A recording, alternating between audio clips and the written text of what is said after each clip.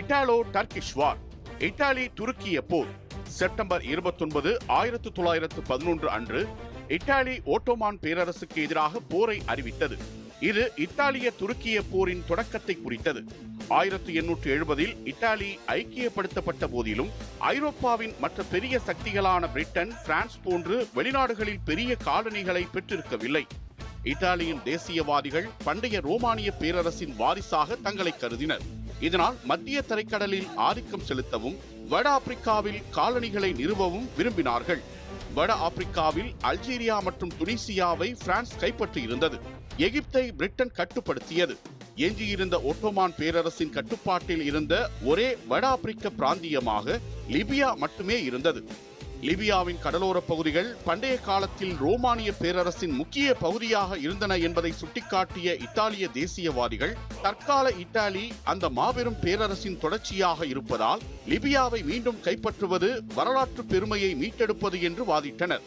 இதனால் அவர்கள் லிபியாவை இத்தாலியின் 4வது கரை என்று அழைத்தனர். லிபியாவை கைப்பற்றுவதற்கு முன் மற்ற ஐரோப்பிய சக்திகளின் எதிர்ப்பை தவிர்க்க இத்தாலி ராஜதந்திர ரீதியில் பேச்சுவார்த்தை நடத்தியது. பிரிட்டன், பிரான்ஸ் மற்றும் ஜெர்மனி போன்ற நாடுகள் சில வாக்குறுதிகளை பெற்றுக்கொண்டு லிபியாவில் இத்தாலியின் நடவடிக்கைகளுக்கு மௌனமான ஒப்புதல் வழங்கியிருந்தன. 20ஆம் நூற்றாண்டின் தொடக்கத்தில் ஒட்டோமான் பேரரசு மிகவும் பலவீனமான நிலையில் இருந்தது.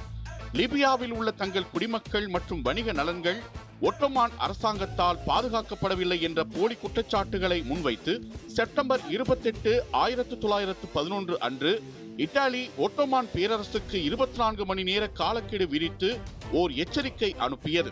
ட்ரிப்போலி மற்றும் சைரனைக்காவை இத்தாலியிடம் ஒப்படைக்க வேண்டும் என்பதே அதன் கோரிக்கை.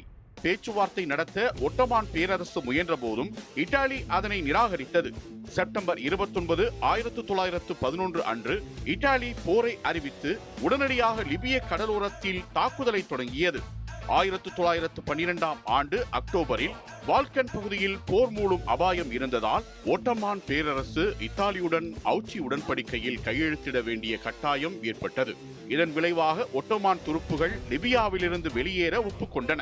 இந்த வெற்றி இத்தாலிக்கு லிபியாவையும் டோடோகேனிஸ் தீவுகளையும் பெற்று தந்தது. இத்தாலிய துருக்கிய போர் 1ஆம் உலகப் போரின் முன்னோடியாகவும் விமானங்கள் மற்றும் கவச வாகனங்கள் போரில் பயன்படுத்தப்பட்ட முதல் நிகழ்வுகளில் ஒன்றாகவும் வரலாற்றில் பதிவானது.